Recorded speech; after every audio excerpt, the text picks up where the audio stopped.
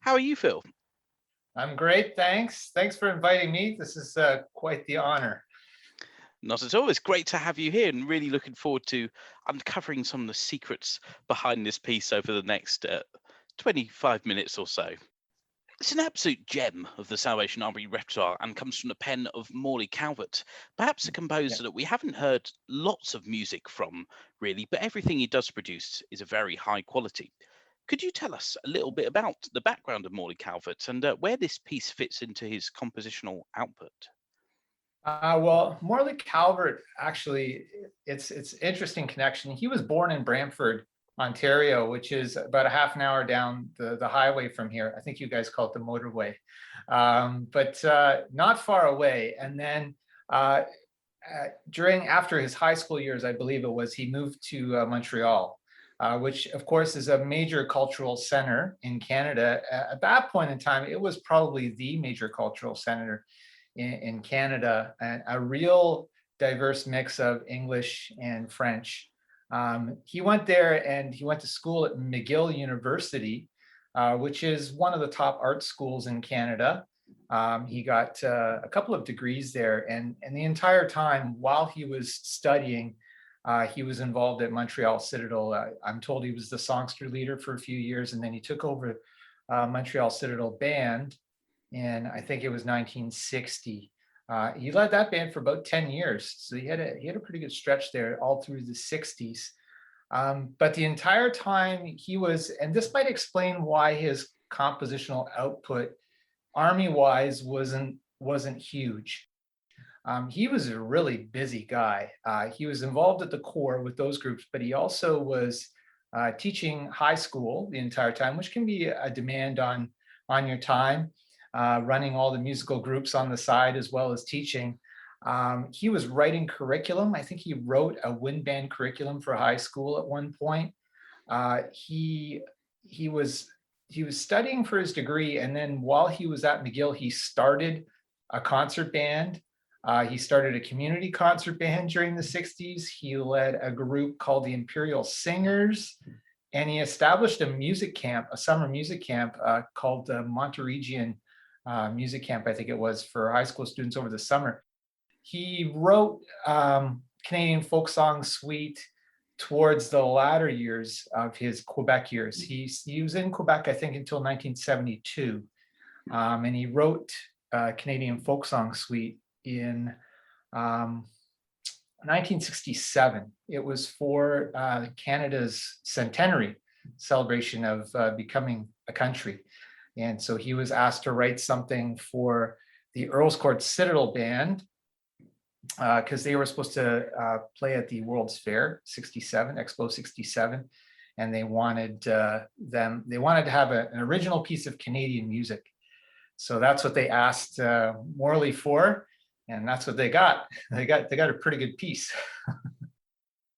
So we're now going to dip into the score and look at these movements. So of course, for those that don't know the piece is in three different movements, all quite distinctive, and draws from three Canadian folk songs, as the title implies. So Yeah, let's go straight in, shall we, with the first movement? That would yeah, make sense. yeah. How's your French pronunciation? I hope it's better than mine. I'm pretty sure I butcher it. I took French up until grade 9 in high school, and then I got out of there as quickly as I could. But Marianne Sanvato Moulin is how I would probably pronounce it. But I'm sure if I were to pronounce it that way in Quebec, I would be laughed out of the room. So there you go. Sounds much more convincing than I could do. So, do you know much about the background of this tune, sort of where it comes from, or some of its associations, perhaps? Yeah, it's a Quebec folk tune. The interesting thing about this piece is it says Canadian folk song suite, but it really only touches on two provinces in Canada. And the bookends are from Quebec. In Quebec folk tunes, a lot of them were derived from French tunes that kind of made their way over in the culture over hundreds of years. But this one's called, in English, it's called Marianne Went to the Mill. And a lot of the culture in Quebec, and especially in the early pioneer years, revolved around mills. There's a huge hydroelectric um, power source in Quebec, running rivers everywhere. And so they would tap into this by building these water mills that produce power, and that were grain mills as well. So they would use those.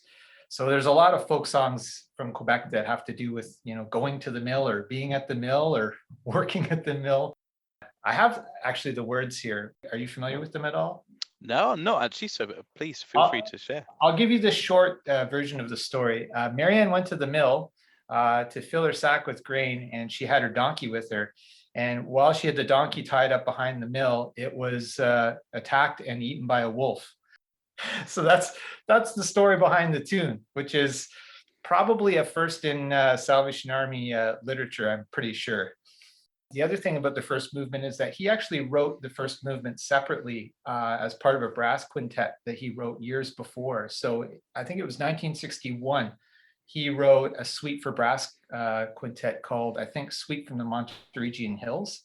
So he had that movement in his back pocket for a few years. And I guess when he got the request to write the suite, he thought this would be a good first movement. Excellent. So looking at the actual music now, we start off with this sort of cascading perfect fourth figure moving down throughout the band. Can you talk us through what happens musically in this introduction and through to A? Well, I mean, it really grabs your attention right off the bat with the high cornets and the cymbal and triangle. It's this really bright sound all of a sudden. Not a common way, I think, to start a piece in certainly in Salvation Army brass banding at the time. So it kind of grabs your attention. And like you said, it cascades down and they gradually add voices until you get to, I think it's about the fifth measure, the end of the fourth measure. The fifth measure is when the full band's in with some weight with a fortissimo. And then there's these block chords and rhythms for the next four measures where everything just kind of sits in nice and heavy together. Although most early bands played it very, very tight, very short. But I don't think that's really what he intended.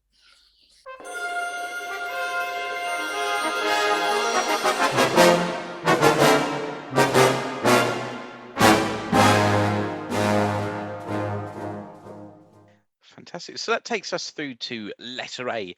And I presume here in the solo cornet, this is our first iteration of the tune. Could you just talk us through now these next couple of sections, how Calvert approaches this tune? Well, the interesting thing about this whole score, and something that I really admire about Morley Calvert, is it's really easy to see in his scores what is going on, because everything is just so cleanly and clearly laid out. He really knew what he was doing with orchestration. I think the fact that he did a lot of wind band composing and conducting in some ways might have made it easy for him to compose a brass band score and not let it get too cluttered or too heavy. He wasn't afraid to write things fairly sparsely. For example, at A section, you've got the solo cornets who are playing the tune with the echo in there, and all he has accompanying it are an E flat bass or two and the baritones, and that's it. And he was not afraid to rely on the baritones. And we can see a few times in this piece. If I was a baritone player, this would be one of my favorite pieces because there's all kinds of stuff in here for them.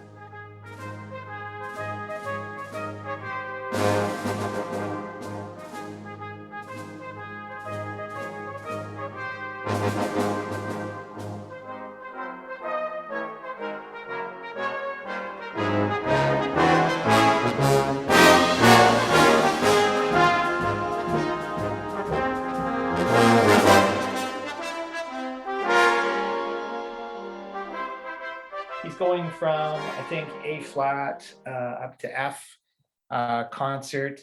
So just a little rise there to kind of brighten things up a little bit and keep the listener's attention. He does that a lot through the score, especially in the last movement. He doesn't clutter things up too much in this first movement. He just kind of puts in the crescendo and a rise up to the new key. And then all of a sudden you have this nice bright trombone melody that comes in at C for a couple of measures.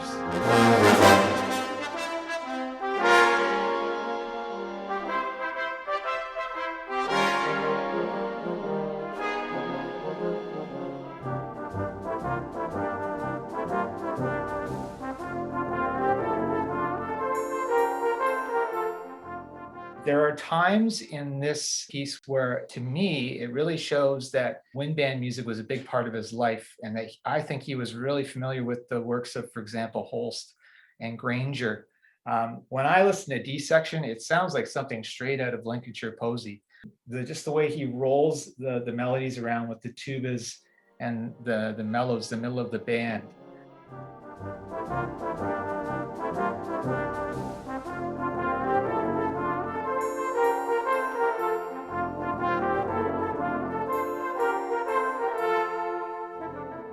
By the time he gets to F, he starts this kind of a slow build. I kind of imagine in my mind at F that this is the part where the wolf is now sneaking up on the donkey. So like you said, you have this tread from the tubas, and you have this cool little hemiola figure coming in with the euphoniums and baritones over top again.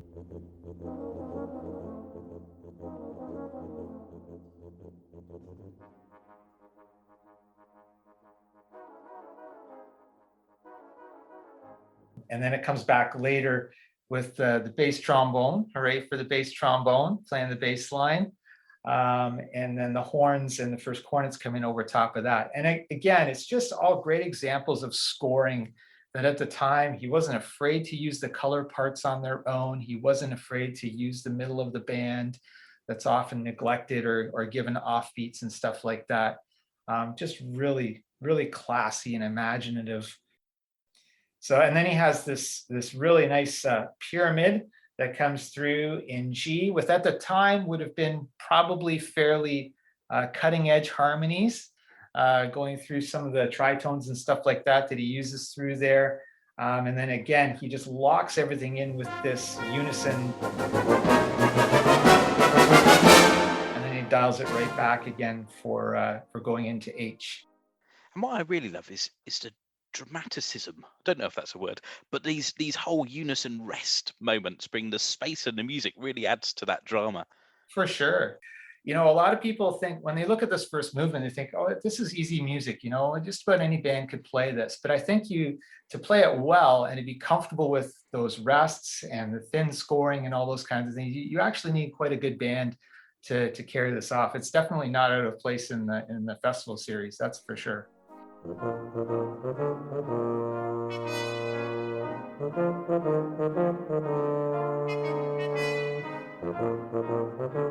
You know, there's a little bit of evil in here.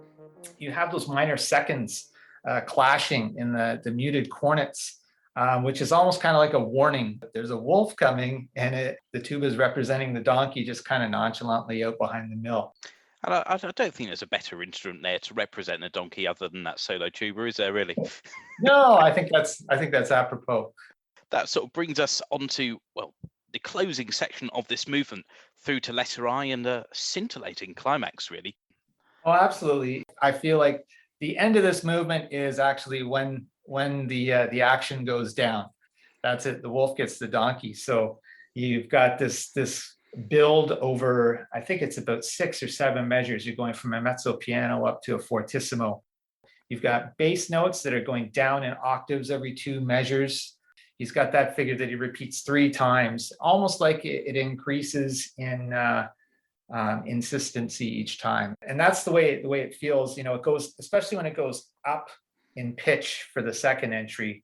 You've got trombones up on a B flat against a solo cornet playing an A. That's going to create a little bit of sizzle for sure.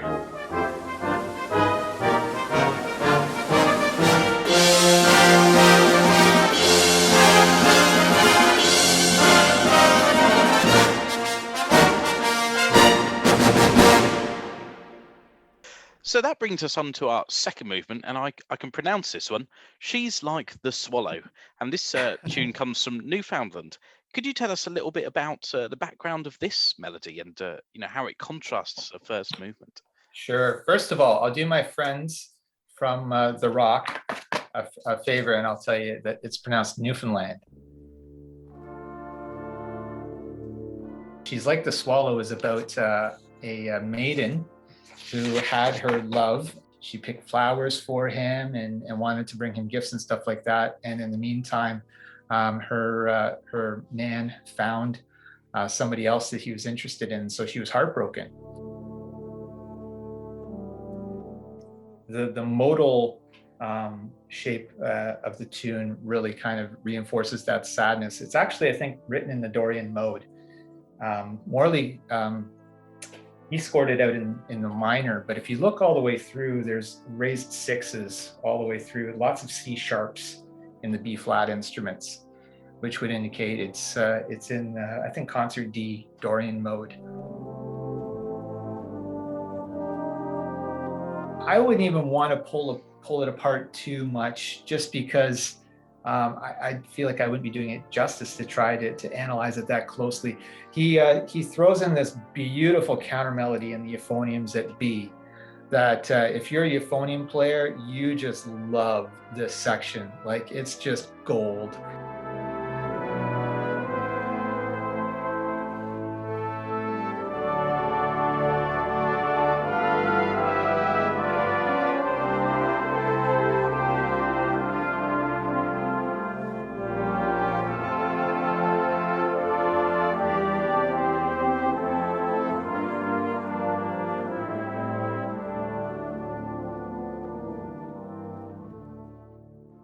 You know, when you hear a tune and it's just harmonized so well, you can't imagine it any other way. That's, to me, what Morley Calvert does with this movement. He harmonizes it so differently, but so beautifully. I would never in a million years try to do an arrangement of this tune, because I just wouldn't be able to hear it any differently than the way Morley's harmonized it. Just so sad, but also so beautiful all at once.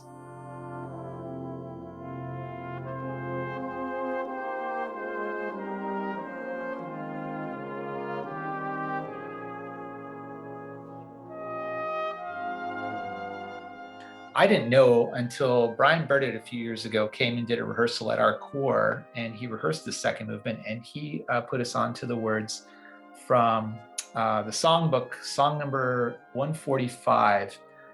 It is a thing most wonderful, almost too wonderful to be, that God's own son should come from heaven and die to save a child like me. So you could use that second movement very effectively for a Sunday morning selection or in a program as a standalone.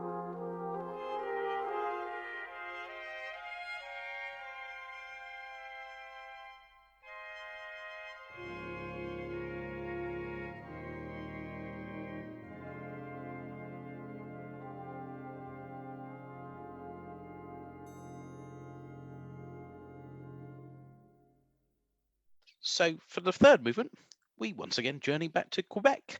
And well, we've got some French pronunciation again, so I'm going to hand over to yourself for this. This one's a little easier. J'entends le moulin. Again, it's about the mill. So it literally translates to I hear the mill.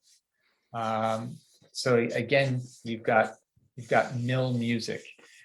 And this song has no story to it. It's actually, in some ways, it's a little bit of gibberish. The French lyrics maybe make a little more sense, but if you translate it into English, it says, "I hear the mill wheel ticka ticka taka. My father is having a house built." I don't know what one has to do with the other, but I don't know. It's strange. There's a part about, "What do you have in your apron?" "It's a pie made of 3 pigeons. Let's sit down and eat it." Those are the actual words. Tasty. Yeah, I've never had it, so I guess I can't knock it. No, I'm not sure. I'm not sure if I'd want to. Looking at the state of some of the pigeons you see in like London and Birmingham places, not sure if I'd want to eat it. But Yeah, there we go. yeah.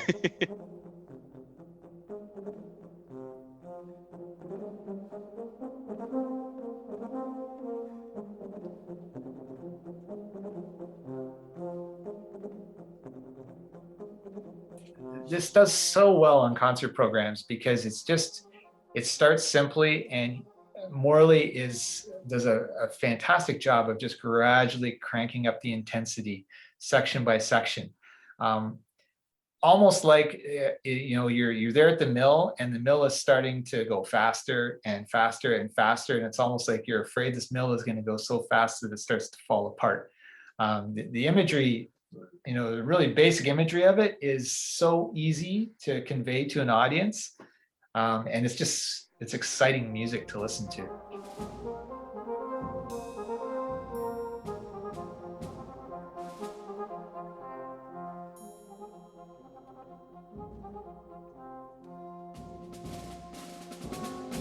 Mostly what he does in the first part is he introduces the tune really simply.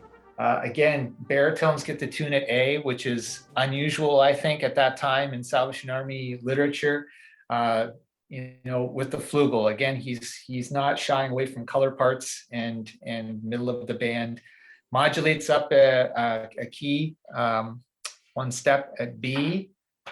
Modulates up again one step halfway through C. He's basically written a set of variations that are so simple yet so entertaining. It's just the genius of it is not trying to go crazy with it, I guess. He does little things each time that are a little bit different. It's like, oh, this is something new, but I can still hear the tune and I still can understand where this is going. So it's just amazing how he does things so simply. And then to sort of reinforce this agricultural nature of the tune, we almost go into sort of hoedown feel with the hand clapping section. Could you talk us through sort of the excitement and the novelty and what happens in the music in this section? Yeah, that's exactly what it is. You kind of hit the nail on the head. I've been told that this section is supposed to represent, almost like a hoedown or a country party, where you've got fiddles and people are singing and stomping and clapping, and that's literally what's happening here. It's interesting that I could be wrong, but I think it's the first instance of hand clapping in a Salvation Army score. I'd be happy to be corrected if I was wrong, but I'm pretty sure it was something new. And apparently, when it first came out, a lot of people didn't like it. They thought it was a little too adventurous, so they would substitute little percussion things.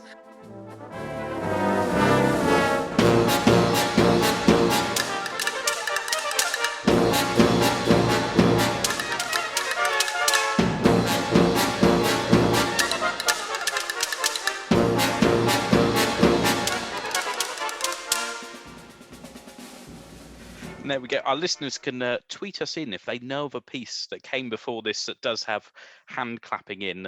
Bonus points to anyone that finds one. So after that section, we once again crank up the tempo and we come into these chromatic movements in the cornet section that sounds a little bit John Williams to me, perhaps in a very simplistic, naive way. But can you talk us through this? I think that's an apt description. John Williams likes to use those parallel triads. But it's interesting that you say crank up the tempo again, because I think this is actually the first time in the movement that Morley writes in a tempo and a cellorando. That's not to say that many bands haven't sped up before getting to this point. In fact, a lot of recordings I've heard, they start too quick, and then it gets a little bit ludicrous by the end. But it's just a little a cellorando, and a lot of bands will overcook this, and I think the reason is so they can get to a nice, comfortable double tonguing tempo, because it's not double tonguing tempo at the beginning. It should be a nice, easy, single tonguing tempo, but there's always that in between where players aren't necessarily comfortable with one or the other. I have a really bad crossover between double tonguing and single tonguing. So I would want that cellorando to be probably significant. But guess who's playing the melody at that point? It's the horns and the baritones again, all in unison, which is no mean feat to have them playing in those two different ranges. You've got baritones up in the top of their range playing G's and F's, which are going to go sharp, against your horns playing more in the middle of their comfortable range. So you got to have a good band again to get that to work. Either that, or you're going to have a lot of players laying out. I've seen both happen. Yeah, certainly not an easy ride for the second baritone part there on those top Gs and around that Yeah. area. That's some challenging scoring. Again, it's remarkably simple but effective writing all the way through. So we get to section T in my score, Pio Mosso, and we're Yeah, tempo marked at 144 yeah. crotchets per minute. So could you talk us through these next couple of sections and how Calvert really builds the intensity here and what happens in terms of Yeah. the modulations? Basically, from here to the end of the piece, it's almost like one continuous ramping up of volume and dynamics, which is what gets the listener just kind of really excited. I mean, you're at a forte. You have to be careful if you're playing in a band that's playing this, because you got these exciting rhythms, unison rhythms, all through the band, accompanying the melody at H. By the time you get to the presto in the next section, you've got to get up to a fortissimo that's still going to be manageable. And you're going from D minor up to B flat minor, and then you're going up from B flat minor to C minor. So again, he's just modulating up and raising the excitement level each time.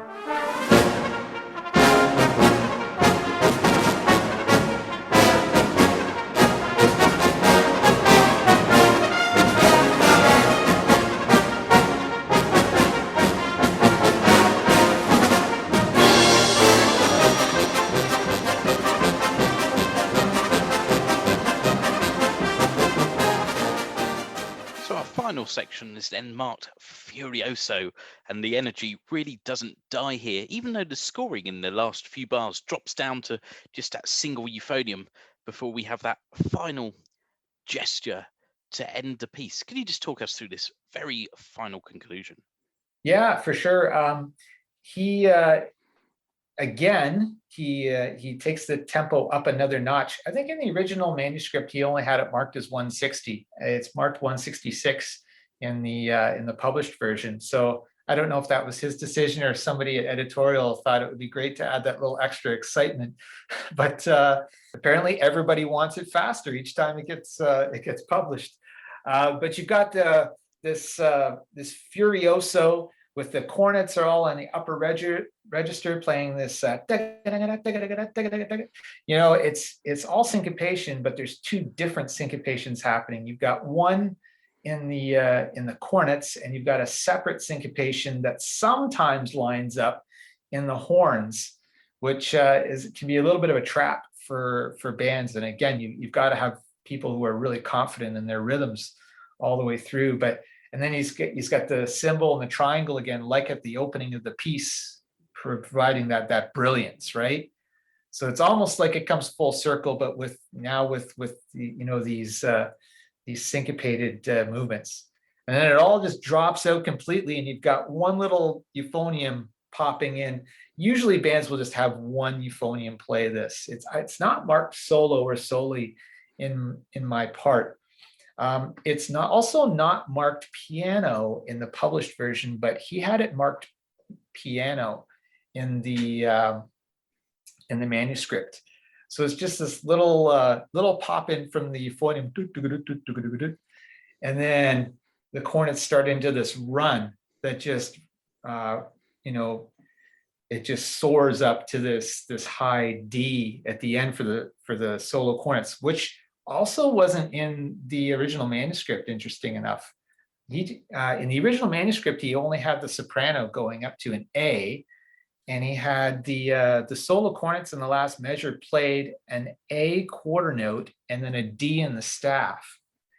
So, and I think if you listen to the earliest recordings of it, it's hard to hear that run sort of finish up on the end, unless you've really got somebody who can smoke it on a soprano. And on the manuscript, it's written in pen. So I don't know if it was Morley that wrote that in on the manuscript before he sent it in for publishing, or if there was a conversation about that at the time. But once you get the solo cornets in there, it's added excitement and sound, but also added risk when you've got all these 2 or maybe 3 solo cornets plus a soprano are trying to slur up to this high note chromatically. And he's got an accent on the last note, but he also has the cornet slurring into it. So I would not want to be, the person at the end of a program trying to play that nice and cleanly. But I've heard lots of bands carry it off. It's just, and it's such an exciting end to the piece. No big chord or anything like that. Morley was confident doing his own thing and ending the piece the way he wanted to. Didn't need a big long chord or anything like that. Just boom, and it's over, just like that. And people sit there for a second stunned, and then there's usually a huge applause after. This is amazing writing. Fantastic. Well, thanks ever so much, Phil, for that insight into the piece and on our Canadian special episode as well, a little bit of Canadian history as well. It's been really great talking to you, and thank you ever so much for giving up your time to join us today. My pleasure. Thanks for having me.